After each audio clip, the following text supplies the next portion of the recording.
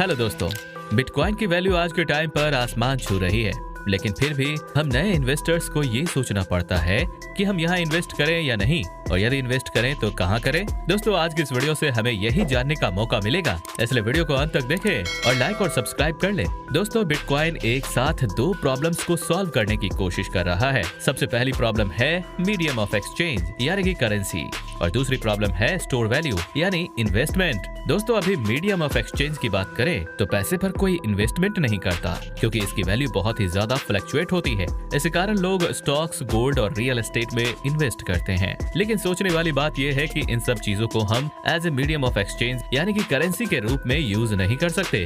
यदि आप बाजार जाके सामान लेते हैं तो रिलायंस के शेयर देके पेमेंट तो नहीं कर सकते हैं। आपको पेमेंट करने के लिए पैसों की ही जरूरत होती है। इन्हीं दोनों प्रॉब्लम्स को सॉल्व करता है बिटकॉइन, और इसलिए इसके फ्यूचर को लेके काफी लोग असमंजस में हैं। वॉरेन बफेट, राकेश झुनझुनवाला जैसे लोगों के हिसाब से बिटकॉइन की कोई वैल्यू नहीं होनी चाहिए। वहीं इलॉन मस्क, नवल रविकांत जैसे लोग इसका सपोर्ट करते हैं।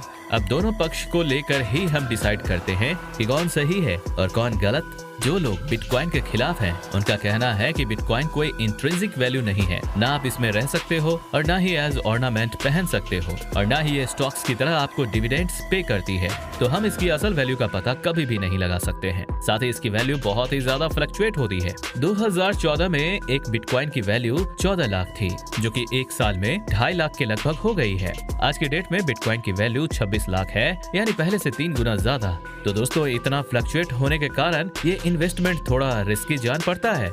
एक और बात यदि सोची जाए तो बिटकॉइन इकलौती क्रिप्टो करेंसी नहीं है। आज के मार्केट में 1000 से ज्यादा तरह के क्रिप्टो करेंसी है, और ऐसी प्लेटफॉर्म भी है कि आप अपनी खुद की क्रिप्टो करेंसी लॉन्च कर सकते हो। तो अब इतने सारे करेंसीज में से कौन सी करेंसी अच्छा करेगी और मार्केट में रहेगी, ये जानना थोड़ा मुश्किल है, क्योंकि बिटकॉइन को रेगुलेट करने के लिए कोई सेंट्रल अथॉरिटी नहीं है, तो इसे कोई भी इलीगली एक्टिविटी के लिए भी यूज कर सकता है। दोस्तों, टेक्नोलॉजी की जितनी बुराई होती है उससे भी ज्यादा अच्छाई होती है। बिटकॉइंस की यदि बात करें तो कितनी सारी कंपनीज जो कि यूएसए में है, बिटकॉइन को as a payment method use करती है।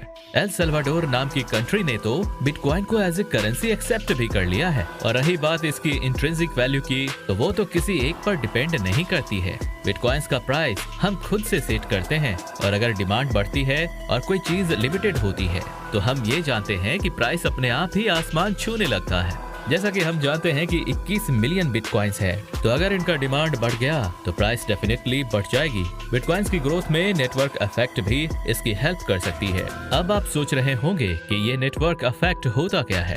दोस्तों, आप सब व्हाट्सएप तो यूज करते ही होंगे। ये ऐप पूरी दुनिया में बहुत ही पॉपुलर हो चुकी है, पर मान लीजिए किसी ने व्हाट्सएप से भी ज्यादा अच्छा लेकिन सेम फीचर वाला ऐप बनाया और दुनिया में सभी को उसका ट्रायल करने को बोला। हो सकता है कि सभी इस ऐप को ट्राई करें, तो ये व्हाट्सएप जितना पॉपुलर क्या इतनी जल्दी हो पाएगा? जब तक वो ऐप कोई यूनिक फीचर या फैसिलिटी नहीं लाएगा, तब तक वो उतना यूज में नहीं आ पाएगा।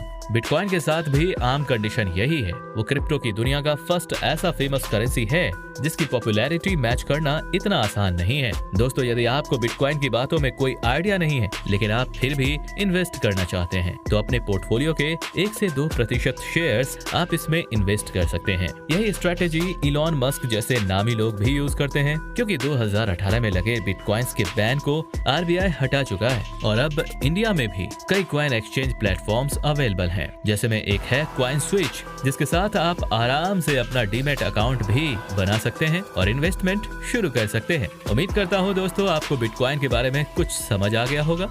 Thank you.